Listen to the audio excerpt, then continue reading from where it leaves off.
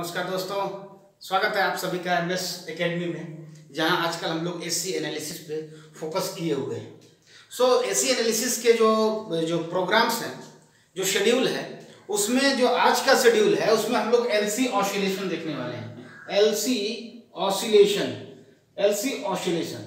इससे पहले कि हम एलसी ऑसिलेशन शुरू करें, थोड़ा सा रिकैप लेते हैं कि लास्ट लेक्चर में आपने क्या देखा था।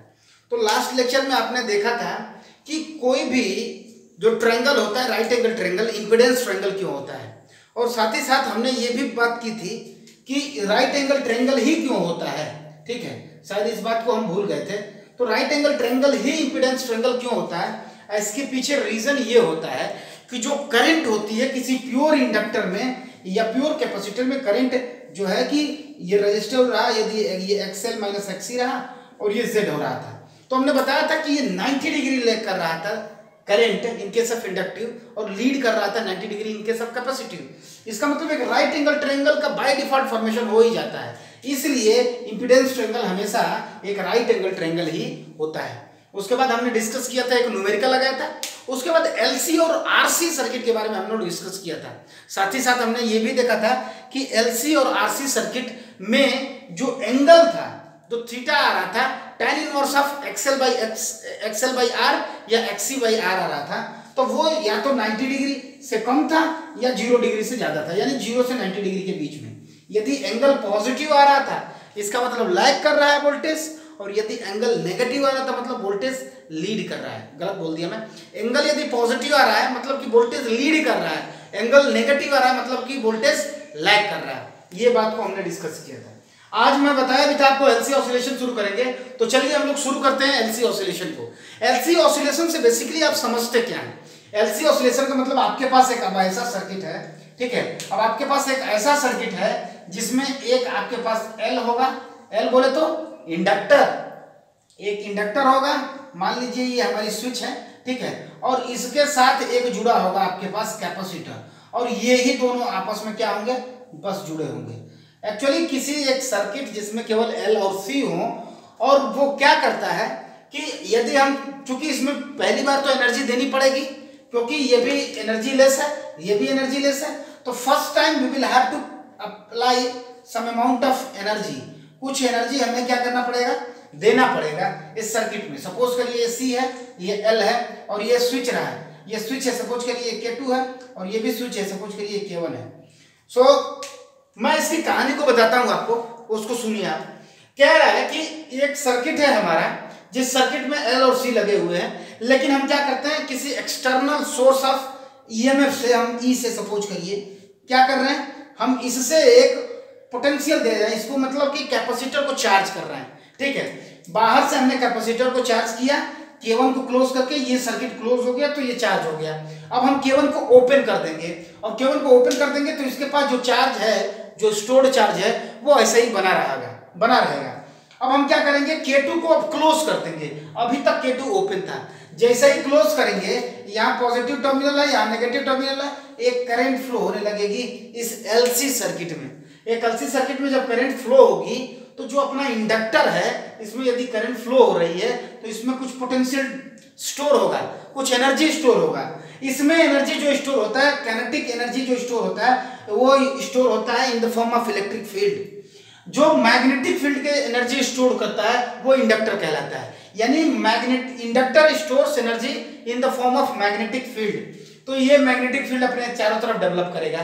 कहने का मतलब ये है, यहाँ इसने इसको एनर्जी दी, अब ये एनर्जी क्या कर रहा है, डेसिपेट कर रहा है एलसी में इस तरह से एनर्जी, यानी कि जब ये इसको एनर्जी दिया तो ये कितना एनर्जी स्टोर किया अपने पास, हाफ Q²/C, ये रही एनर्जी स्टोर, ठीक है। ये एनर्जी स्टोर हो गया किसी भी कैपेसिटर में।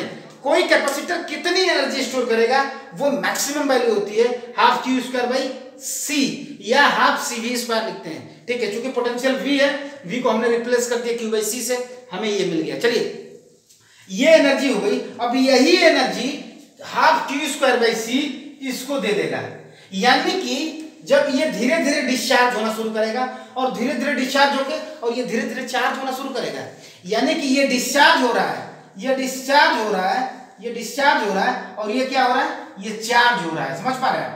पहली केस में ये डिस्चार्ज हो रहा है, ये चार्ज हो रहा है, यानी कि जब ये टोटल एनर्जी इसकी खत्म हो जाएगी, मतलब कि कंप्लीटली डिस्चार्ज हो जाएगा, तो ये कंप्लीटली चार्ज हो जाएगा। उस समय इसके पास कितनी एनर्जी रहेगी? When this is discharge the total energy from kinetic that is electric जो एनर्जी है अब वो मैग्नेटिक एनर्जी में कन्वर्ट हो गई, और वो कितनी हो जाएगी? Half L I square. ये हो जाएगी आपकी यूएम। यूएम बोले तो मैग्नेटिक एनर्जी, और ये था आपका यूई। यूई बोले तो electric energy. Electric energy has been converted into magnetic energy. अब क्या होगा? आगे की बात बड़ी लाजवाब है। अब क्या होगा? इसके पास अब एनर्जी है, अब ये सोचेगा मैं भी कहीं डिसिपेट करूं, सर्किट क्लोज ही है। अब क्या करेगा? अब ये एनर्जी अपना रिलीज करना शुरू करेगा और कैपेसिटर को अब फिर से चार्ज करना शुरू करेगा। अब जो चार्जिंग होगा वो अलग होगा। अभी तक जो है पॉजिटिव टर्मिनल ये था, नेगेटिव टर्मिनल ये था। कब? डिस्चार्जिंग के केस में। अब जो है साइकिल चार्जिंग की चल रही है। अब चार्जिंग की साइकिल में क्या होगा? अब इधर पॉजिटिव हो जाएगा, इधर पॉजिटिव और इधर नेगेटिव हो जाएगा। समझ पा रहे हैं? अब इधर को ये चार्ज करना शुरू कर देगा, ये चार्ज करना शुरू करेगा। अब कैपेसिटर धीरे धीरे चार्ज होना बढ़ जाएगा, कैपेसिटर का चार्ज स्टोरिंग बढ़ जाएगा, यानी एनर्जी स्टोर बढ़ेगा और इसकी एनर्जी स्टोर जो है घटेगी। यानी अब हाफ एल आई स्क्वायर घटना शुरू हो जाएगा, हाफ क्यू स्क्वायर वैसी बढ़ना शुरू होगा। ये प्रोसेस अनंत काल तक चलती रहेगी। कब? यदि सर्किट में कोई रेजिस्टेंस नहीं है। If your circuit is purely LC circuit that means resistance less, यानी रेजिस्टेंस विहीन यदि है, प्रतिरोध विहीन अगर आपका सर्किट है, यानी कि कोई एनर्जी लॉस नहीं होगी। कोई एनर्जी लॉस नहीं होगी तो ये एनर्जी यहां जाएगी, ये एनर्जी यहां आएगी, ये एनर्जी यहां जाएगी, ये एनर्जी यहां आएगी। This cycle keep on going, keep on going, keep on going. चूंकि एक ऑसिलेशन की तरह हो रहा है, एक दोलन की तरह हो रहा है, इसलिए इसका नाम हम लोग देते हैं एलसी ऑसिलेशन। इसी को बोलते हैं LC oscillation. Basically LC oscillation में क्या होता है? एल अपनी एनर्जी सी को देता है और एल अपनी एनर्जी सी को देता है, सी अपनी एनर्जी एल को देता है। यही प्रक्रिया बार बार चलती आती है। तो मैं बताया ना, ये चार्ज था, पहले इससे चार्ज किया, ये पूरी एनर्जी डिस्चार्ज हो गया और ये एनर्जी इसको दे दिया। अब ये अपनी एनर्जी से इसको फिर से चार्ज करेगा। अब ये चार्ज कर लेगा तो ये पूरा एनर्जी इसकी खत्म हो जाएगी और ये जीरो हो जाएगा, तो ये पूरा चार्ज हो जाएगा। जैसे ये पूरा चार्ज होगा फिर चार्ज करना इसको शुरू करेगा। ये प्रक्रिया अनंत काल तक चलती रहती है। क्यों? क्योंकि हम मान रहे हैं कि सर्किट क्या है? सर्किट में कोई रेजिस्टेंस नहीं है। मैं इसका थोड़ा सा एक ग्राफ बना के दिखाता हूं। इस प्रकार के ऑसिलेशन जो कि रेजिस्टेंस लेस हो, कोई एनर्जी लॉस नहीं हो रही है, तो क्या होगा उसको मैं बना के दिखाता हूं आपको। ठीक है? एनर्जी आपको पता है कितना होता है, हाफ क्यू स्क्वायर बाई सी, लिखने की जरूरत नहीं। चलिए, होता क्या है? एक ऑसिलेशन, इस प्रकार के ऑसिलेशन को हम डैम्प्ड ऑसिलेशन बोलते हैं। कौन सा ऑसिलेशन? डैम्प्ड ऑसिलेशन, यानी कि जिसमें एनर्जी का कोई लॉस न हो, उसे हम डैम्प्ड ऑसिलेशन बोलेंगे। समझिए, ये टोटल एम्पलीट्यूड में कोई परिवर्तन नहीं हुआ, यानी क्यों? क्योंकि एनर्जी सपोज करिए, ये सपोज करिए मैग्नेटिक फील्ड के रूप में है, यानी कि ये एल वाला सिरा है और ये सी वाला, यानी इलेक्ट्रिक फील्ड वाला। सपोज करिए एल चार्ज हुआ, एल पूरा चार्ज हुआ, डिस्चार्ज शुरू हुआ, कैपेसिटर चार्ज हुआ, मैक्सिमम हुआ, capacitor discharge, inductor charge, inductor full, inductor discharge, inductor capacitor charge, यानी कि capacitor charge, discharge, inductor charge. यानी कि दोनों एक साथ कभी नहीं होगा, दो प्रक्रियाएं दोनों होंगी, लेकिन एक चार्ज होगा तो दूसरा डिस्चार्ज होगा, दूसरा जब चार्ज होगा तो पहला डिस्चार्ज होगा। Charging, discharging, charging, discharging phenomena of LC circuit, purely LC circuit is called as LC oscillation. इसी को हम एलसी दोलन बोलते हैं। ठीक है? एलसी ऑसिलेशन बोलते हैं। तो अब हमें ये निकालना है कि ये एक सेकंड में ये कितनी बार चार्ज डिस्चार्ज होगा, कितनी बार चार्ज डिस्चार्ज होगा, कितनी करंट होगी, कितनी फ्लो करेगी करंट, ये सारी प्रक्रिया, कितनी मैक्सिमम करंट फ्लो करेगी सर्किट में, ये जानना चाहिए हमें। बिल्कुल, ये हमारी जरूरत है जानना। तो इस प्रकार के ये देखिए, चार्जिंग डिस्चार्जिंग, चार्जिंग डिस्चार्जिंग हो रहा है ना, इसको हम लोग बोलते हैं अनडैम्प्ड ऑसिलेशन। ये ऑसिलेट कर रहा है ना मीन पॉइंट से ऊपर नीचे ऊपर नीचे, इस प्रकार के ऑसिलेशन को हम लोग बोलते हैं अनडैम्प्ड ऑसिलेशन। एक्चुअली एक जीटा वैल्यू आता है, अभी इंटरमीडिएट लेवल तक नहीं है जीटा की वैल्यू जो है। ठीक है? उसकी इंटरमीडिएट लेवल तक नहीं है, जिसे जीटा बोलते हैं। ठीक है? उसकी वैल्यू होती है ग्रेटर देन 1, 1 लेस देन 1, 0। ठीक है? Greater than 1, 1 less than 1, 0, zeta की वैल्यू होती है, उसको हम लोग बोलते हैं डैम्प्ड रेशियो बोलते हैं, एक्चुअली डैम्प्ड रेशियो बोलते हैं उसको। तो जीटा इक्वल टू 1 का मतलब हुआ कि जितना वो चार्ज हुआ उतना डिस्चार्ज हुआ, चार्जिंग डिस्चार्जिंग, यानी कि कोई घटोत्तरी नहीं होगी। Greater than 1, zeta greater than 1 में मैं बस केवल बना के दिखा देता हूं आपके पास एक फील लेने के लिए, वो आपके किसी काम का नहीं है यदि आप इंटरमीडिएट लेवल तक हैं तो, ठीक है। फिर भी आपके पास जानकारी जितनी है उतनी ही ज्यादा अच्छी है, ठीक है। यदि जीटा सपोज करिए ग्रेटर देन 1, यानी कि डैम्प्ड रेशियो ग्रेटर देन 1 का मतलब क्या हुआ, ये 1 था, डैम्प्ड रेशियो 1 था। अभी ग्रेटर देन 1 का मतलब क्या हुआ, देखिए यदि हम बनाए साइन वेव को ही बनाए, साइन वेव को, ये रहा, समझ पा रहे हैं क्या हो रहा है, यानी कि जो ऑसिलेशन है उसका एम्पलीट्यूड बढ़ता जा रहा है, इसलिए इसको बोलते हैं zeta greater than 1। Zeta less than 1 का मतलब क्या हुआ, आपके पास जो भी वेव है अब वो घटती जाएगी, समझ पा रहे हो आप बात को, तो इसे बोलेंगे जीटा लेस देन 1। ये जीटा लेस देन 1 है, थोड़ा सा फील आ रहा होगा आपको। Zeta greater than 1, damped ratio greater than 1 का मतलब एम्पलीट्यूड बढ़ता जाएगा, डैम्प्ड रेशियो लेस देन 1 का मतलब एम्पलीट्यूड घटता जाएगा। डैम्प्ड रेशियो 1 मतलब क्या हुआ, इसे डैम्प्ड रेशियो बोलते हैं, उसका मतलब कोई घटेगा नहीं कोई भी बढ़ेगा नहीं, यानी कि दैट विल रिमेन फिक्स्ड, ठीक है, एम्पलीट्यूड रिमेन्स कांस्टेंट, ठीक है, उसे हम लोग बोलते हैं जीटा इक्वल टू 1, ठीक है, क्रिटिकल डैम्प्ड भी बोलते हैं उसको, ठीक है। चलिए ये सारे वैल्यूज होते हैं, अभी इन पे फोकस करने की जरूरत नहीं है, ठीक है। तो ये वाला डिस्चार्जिंग के समय में डैम्प्ड रेशियो यदि 1 रहता तो ये वाला पाथ फॉलो होता है, ग्रेटर देन 1 पे ये पाथ फॉलो होता है। अभी इतना ही बस समझिए, ठीक है। अभी हम लोग ये देखने जा रहे हैं कि फ्रीक्वेंसी ऑफ ऑसिलेशन क्या हो रहा है। यदि ऑसिलेशन हो रहा है तो उसकी कुछ फ्रीक्वेंसी होगी, तो कितनी फ्रीक्वेंसी होगी इसको मैं कैलकुलेट करता हूं आपकी मदद से। चलिए ये हमारा L रहा और ये हमारा C रहा। अब आप हमको ये बताइए, जो यहाँ L है वही तो C है यहाँ पे, यानी यहाँ का पोटेंशियल यहाँ जाएगा, यहाँ का पोटेंशियल यहाँ जाएगा, यानी कि हम ये कहें कि यहाँ का जो पोटेंशियल है वो कितना होगा, Q/C होगा। इसमें किसी को दो राय है क्या, बिल्कुल नहीं है, Q/C वही यहाँ पे जाएगा, L di/dt। ये पोटेंशियल यहाँ का ड्रॉप रहा और ये ड्रॉप यहाँ का रहा, ठीक है, होगा ना, एक चार्ज जाएगा उसका विरोध करेगा, एक ईएमएफ डेवलप होगा, वही ईएमएफ होता है, ठीक है। Q/C = L di/dt।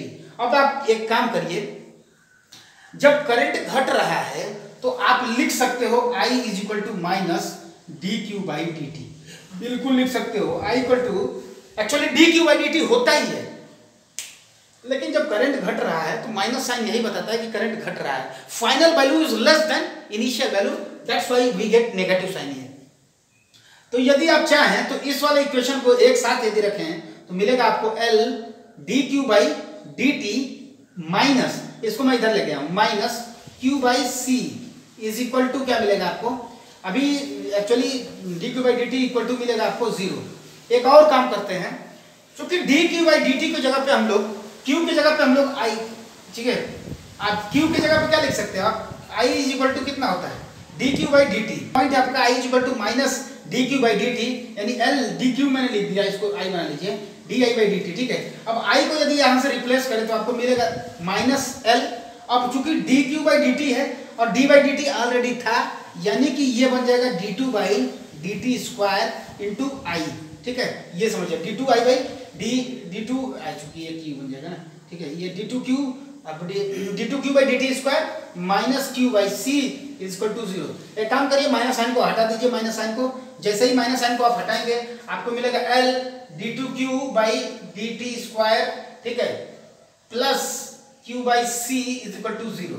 अब एक काम करिए, यदि आपने देखा हो तो इसका कोएफिशिएंट 1 बना दीजिए, इसका कोएफिशिएंट 1 बनाएंगे तो dq/dt² प्लस के q/L/c = 0, ठीक है। ये इक्वेशन हम हटा देते हैं, ये इक्वेशन तब आया था जब हमने माना था कि करंट घट रही है, इसलिए I = -dq/dt हमने लिखा था।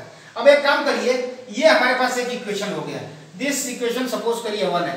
यदि आपने सिंपल हार्मोनिक मोशन पढ़ा हो या सिंपल ऑसिलेशन पढ़ा हो तो वहां से एक इक्वेशन बन के आता था, वो अगर मैं बताऊं आपको ऑसिलेशन का, d2x/dt² प्लस ω²x = 0। इसको आप इक्वेशन नंबर 2 मान लीजिए, ये सिंपल हार्मोनिक ऑसिलेशन होता है। तो इन दोनों का इक्वेशन को यदि आप कंपेयर करें, compare these two equations, what you find, d2q/dt², जो यहाँ x है, अभी समझिए आप, जो यहाँ जो Q है, ये Q वेरिएबल के फॉर्म में जो है आपका एक्सप्रेशन है। अभी वही वेरिएबल क्या है यहाँ पे, x है, हमने x मान रखा है, ठीक है। लेकिन इसको कंपेयर करें, वेरिएबल बदल गए हैं लेकिन जो है इक्वेशन, क्वाड्रेटिक इक्वेशन वही है। तो कंपेयर दोनों क्वाड्रेटिक इक्वेशन को हम कर रहे हैं तो हमें मिल रहा है कि यहाँ जो ओमेगा स्क्वायर है वो यहाँ 1/LC है, यानी कि omega square equal to 1/LC। So write down, comparing equation number 1 and 2 we find omega square is equal to 1/LC। आप कंपेयर करेंगे तो आपको मिलेगा omega square is equal to 1/LC, यानी कि omega is equal to 1/√L into C। Wonderful equation and wonderful conclusion as well. यानी कि हमारा जो ऑसिलेशन हो रहा है उसकी फ्रीक्वेंसी क्या होगी, आवृत्ति क्या होगी, उसका एंगुलर फ्रीक्वेंसी दे रखा है आपको 1/2√LC। कुछ लोग पूछ देते हैं फ्रीक्वेंसी बताइए, आप उनसे तुरंत पूछिए कौन सी फ्रीक्वेंसी आपको चाहिए, एंगुलर फ्रीक्वेंसी चाहिए या लीनियर फ्रीक्वेंसी चाहिए। एंगुलर फ्रीक्वेंसी चाहिए तो 1/√LC, यदि आपको लीनियर फ्रीक्वेंसी चाहिए तो उसके लिए तो हमें बदलना पड़ेगा। और ओमेगा की वैल्यू क्या होती है वो आपको पता है, ओमेगा इक्वल टू होता है 2πf। क्यों, बिल्कुल बच्चे को पता होना चाहिए कि omega is equal to 2πf होता है, ओमेगा इक्वल टू 2πf होता है। Everybody knows this, omega equal to 2πf और ये है अपन 1/LC के बराबर है। तो f यदि कोई लीनियर फ्रीक्वेंसी पूछता है LC ऑसिलेशन का तो आपको बताना है f is equal to 1/2π√LC। ये इसकी फ्रीक्वेंसी होगी हर्ट्ज में, ठीक है, ये आपकी फ्रीक्वेंसी होती है आपकी हर्ट्ज में, ठीक है, ये हर्ट्ज में होती है फ्रीक्वेंसी, ठीक है, ठीक है। This is how the frequency and the angular frequency are connected with each other, ठीक है, ठीक है। ये रेडियन पर सेकंड हुआ है, ये रेडियन पर सेकंड है, ठीक है, ये रेडियन पर सेकंड है, ठीक है। ये क्या आपका वेलोसिटी रेडियन पर सेकंड एक्चुअली होती है, फ्रीक्वेंसी 1/सेकंड होगी, ठीक है। मैं एक बार देख भी लूंगा, ठीक है। अभी फ्रीक्वेंसी समझिए, जो लीनियर फ्रीक्वेंसी होती है उसकी जो यूनिट होती है वो हर्ट्ज होती है। कन्वर्ट करने का तरीका यही होता है, ओमेगा इक्वल टू 1/√LC होता है और ये जो फ्रीक्वेंसी होता है लीनियर, क्योंकि 2πf होता है तो 2π को हम इधर भेज देंगे, ठीक है। तो उम्मीद रखता हूँ चार्जिंग डिस्चार्जिंग से आप समझ गए होंगे, इसीलिए हम लोग इसको LC ऑसिलेशन बोल रहे हैं। और LC ऑसिलेशन में क्या होता है, एक बार जब चार्ज कर दिए कैपेसिटर को, अब वही एनर्जी अनंत काल तक चलता रहता है। लेकिन आइडियली ये है ना, प्रैक्टिकली ऐसा संभव नहीं है। जो हम तार जोड़ रहे हैं एटलीस्ट कम से कम उस वायर का रेजिस्टेंस होगा, उस वायर में कुछ एनर्जी लॉस होगी, इसलिए वो एनर्जी जो है कुछ समय के बाद खत्म हो जाती है, समझ पा रहे हैं। इसलिए नहीं तो एनर्जी जो है हमेशा उधर चार्ज डिस्चार्ज चलता रहता है। चलिए जो नेक्स्ट टॉपिक है वो अपना है, हम लोग डिस्कस करने वाले हैं कोई मैकेनिकल सिस्टम और इलेक्ट्रिकल सिस्टम में जो है एनालॉजी क्या है। एनालॉजी बोले तो दोनों की तुलना करने जा रहे हैं, तो put the heading analogy between mechanical energy and electrical energy. मैं क्या करूंगा, उसके जस्ट बाद एक वंडरफुल न्यूमेरिकल कराऊंगा LC ऑसिलेशन पे, कि अभी करा दूं। चलिए नोट करिए, एक क्वेश्चन नोट करिए, मैं उसको ही अभी करने जा रहा हूँ, ठीक है। चलिए ये क्वेश्चन है आपके लिए, कह रहा है कि ये चार्ज 30 माइक्रोफैरड कैपेसिटर है जो कि 30 माइक्रोफैरड का है, इज कनेक्टेड, कह रहा है कि वो चार्ज है और कनेक्ट किया गया है किसी 27 मिली हेनरी इंडक्टर से, यानी कि कह रहा है कि इंडक्टर से कनेक्ट किया गया है। आप बताइए कि ऑसिलेशन का फ्रीक्वेंसी क्या होगा, यानी कैपेसिटर जब चार्ज है तो इंडक्टर को अपना चार्ज देगा, यानी कि इंडक्टर को चार्ज करेगा और खुद डिस्चार्ज होगा। बताइए, इसे ही हम बोलते हैं कि मतलब वो गरीब है और ये धनी है तो दूसरे को दे रहा है, जिसकी जरूरत है उसको दे रहा है। इसी को बोलते हैं कि हम ये L है और ये C है, ठीक है। तो क्या है, ये चार्ज है और ये बिल्कुल डिस्चार्ज है, यानी ये अमीर है और ये गरीब है तो ये इसको चार्ज कर रहा दे रहा है। वरना यदि इसके पास खुद ही कम है तो धनवान को देगा तो वो व्यर्थ है ना। जिस तरह से कहते हैं वृथा वृष्टि समुद्रेषु वृथा तपस्य भोजनम वृथा दाने समर्थस्य वृथा दिए दिवापिच, उसी प्रकार से ये इसको क्या कर रहा है, ये चार्ज कर रहा है, यानी कि कैपेसिटर C और इंडक्टर L को चार्ज कर रहा है। तो कह रहा है कि जो अब जब ये चार्ज हो जाएगा, कह रहे यार ये तो अब गरीब हो गया, अब मैं इसको चार्ज करता हूँ, समझ कर रहे हैं। ये सारी प्रक्रियाएं ये हमेशा चलती रहती है, ये इसको चार्ज करेगा खुद डिस्चार्ज हो जाएगा, और ये जब चार्ज हो जाएगा तो ये अब इसको चार्ज करेगा खुद डिस्चार्ज हो जाएगा। चार्जिंग डिस्चार्जिंग एक दूसरे के साथ ऑसिलेशन करते रहते हैं। सोचिए कितना बड़ा इनके पास कोऑर्डिनेशन है, और इसी का बताइए कि इसी कोऑर्डिनेशन को हमें बताना है, पता करना है कि कितना फ्रीक्वेंसी होगा। आप हमें बताइए फ्रीक्वेंसी जब भी आप पूछे तो समझे आपको लीनियर फ्रीक्वेंसी पूछ रखा है, यानी F इज इक्वल टू क्या हो जाएगा 2π√LC। किसी को कोई ऐतराज 2π√LC में? नहीं होना चाहिए, बिल्कुल नहीं। 1/2 पाई अंडर रूट एल की वैल्यू कितनी है 27 मिली हेनरी। 27 मिली मतलब 10⁻³ और हेनरी मतलब हेनरी, और एल की वैल्यू दे रखी है इतनी और सी की वैल्यू दे रखी है 30 माइक्रोफैराड। इसको 30 से मल्टीप्लाई कर दीजिए और माइक्रो के लिए 10⁻⁻6 कर दीजिए। जैसे ही पाई की वैल्यू 3.164 रखेंगे और इनको हल करेंगे, आपको जो वैल्यू मिलेगी फ्रीक्वेंसी की वो मिल जाएगी 1.767 इंटू 10⁻², इतना हर्ट्ज मिल जाएगी। ये फ्रीक्वेंसी है, साइकिल पर सेकेंड को ही हर्ट्ज बोलते हैं। इतनी फ्रीक्वेंसी मिलेगी किसी ऑसिलेटर का, जो उस ऑसिलेटर में एक चार्ज कैपेसिटर जिसकी वैल्यू 30 माइक्रोफैराड है, किसी inductor 27 milli henry capacitor inductor से जुड़ा हुआ है, तो उसका जो ऑसिलेशन पीरियड होगा वो होगा आपके पास कितना होगा 1.767 इंटू 10⁻², जो है कि ये हो गया आपका हर्ट्ज। ये फ्रीक्वेंसी हो गया।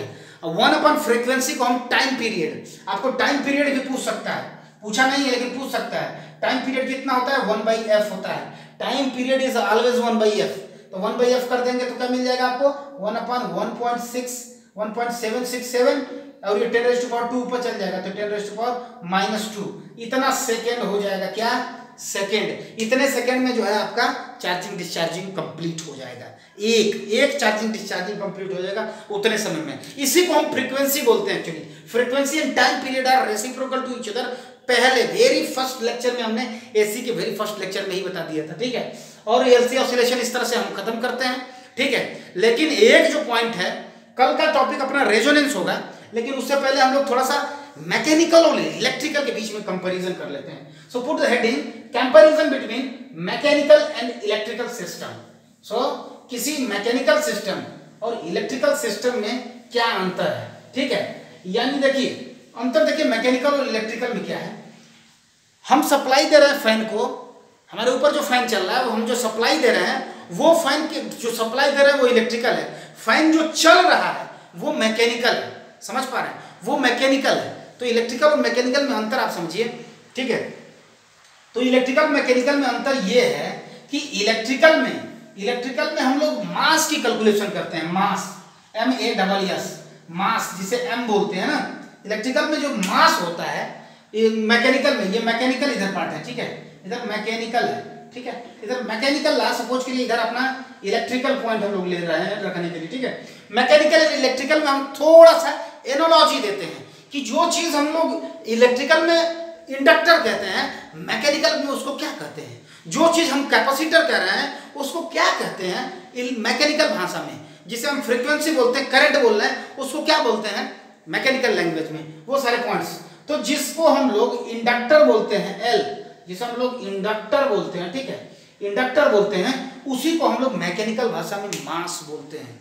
जिस तरह से मास को, ये देखिए, जिस तरह से मास क्या है, मास मोमेंट ऑफ इनर्शिया होता है। जिस तरह से मोमेंट ऑफ इनर्शिया, उसी तरह से मोमेंट ऑफ इनर्शिया नहीं मतलब इनर्शिया मास की वजह से ही इनर्शिया होता है, उसी तरह से ये इलेक्ट्रिकल इनर्शिया के लिए जिम्मेदार है। जब ये मैकेनिकल जो मास है, ये आपके पास मैकेनिकल इनर्शिया के लिए जिम्मेदार है। ठीक उसी प्रकार से एल भी क्या है, वो जिम्मेदार है आपके इलेक्ट्रिकल इनर्शिया के लिए, ठीक है। जिस प्रकार से हमारा जो एक्स है, एक्स मतलब डिस्प्लेसमेंट है, ठीक है, डिस्प्लेसमेंट की बात आती है जिसे हम एक्स से डिनोट करते हैं। डिस्प्लेसमेंट की तुलना हम इलेक्ट्रिकल लैंग्वेज में चार्ज से करते हैं। किससे करते हैं? चार्ज से। चार्ज क्या है?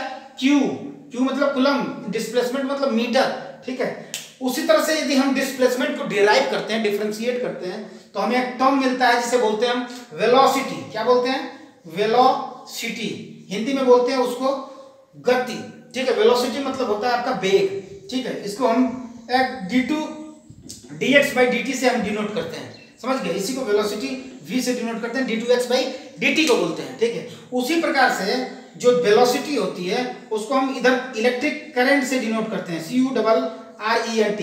करंट जो इलेक्ट्रिकल लैंग्वेज में जो करंट है, मैकेनिकल लैंग्वेज में उसी को हम वेलोसिटी बोलते हैं। और इसको आप बताइए, क्या हम इसको I से डिनोट नहीं करते हैं? बिल्कुल करते हैं। क्या हम I को इसी का डिफरेंशिएशन dq/dt नहीं लिख सकते हैं? देखिए कितना गजब का है।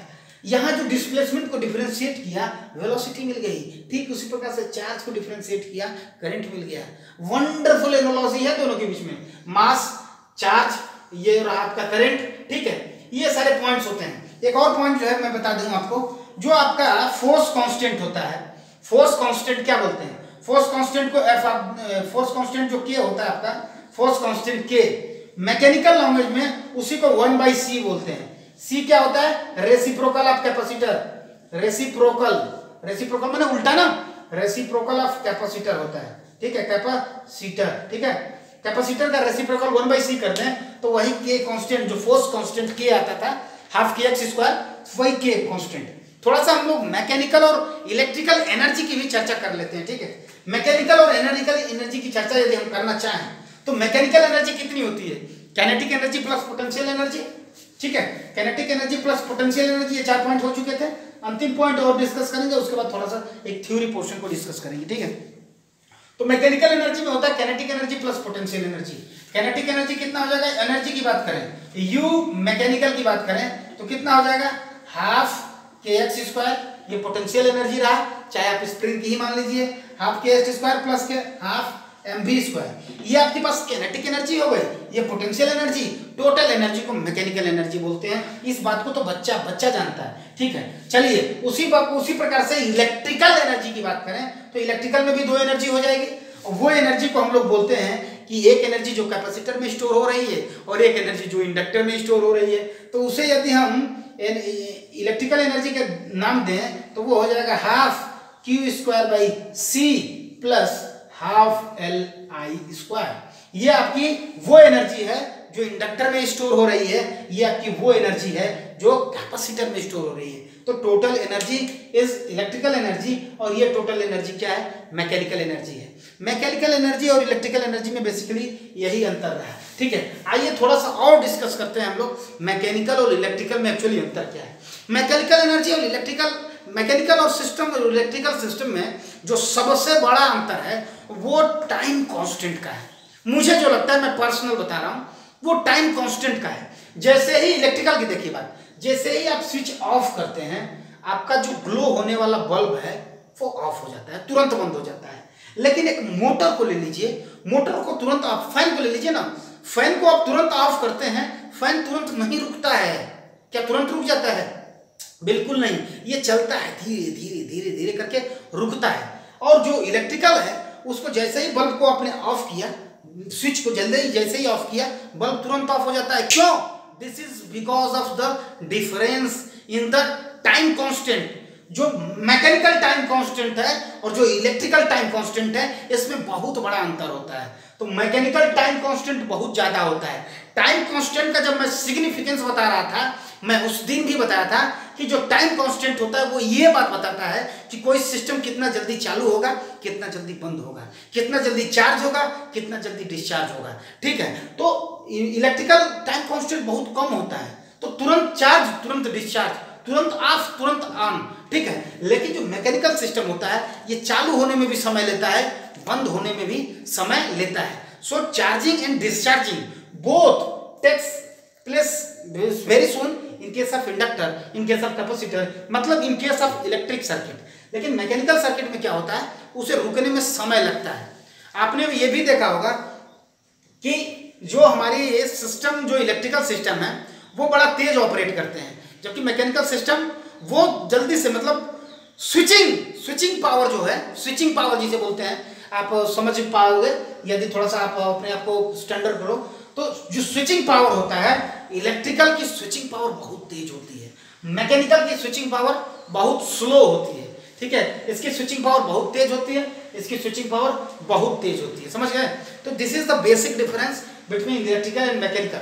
किसी और को और ज्यादा जानकारी चाहिए इन दोनों के डिफरेंस के बीच में, बिल्कुल मैं बता सकता हूं। आप कमेंट बॉक्स में जरूर लिखिए कि सर मैं और जानना चाहता हूं डिफरेंस क्या है इलेक्ट्रिकल और किसी मैकेनिकल सिस्टम में, ठीक है। मैं बिल्कुल आपको मदद करूंगा इसको समझने में, ठीक है। उम्मीद करता हूं आज का सेशन बिल्कुल आपको पसंद आया होगा। कमेंट बॉक्स में आप जरूर बताइए आपको सेशन कैसा लग रहा है और आपको और क्या चाहिए इनपुट, अगर आपको कुछ चाहिए मैं ज़रूर आपको प्रदान करूंगा। ठीक है, जो अपने नेक्स्ट सेशन होने वाला है सबसे मज़ेदार पूरे इलेक्ट्रिकल सिस्टम का सबसे मज़ेदार topic, and that is the resonance. हम सीरीज रेजोनेंस की चर्चा करेंगे, पैरेलल रेजोनेंस की चर्चा करेंगे।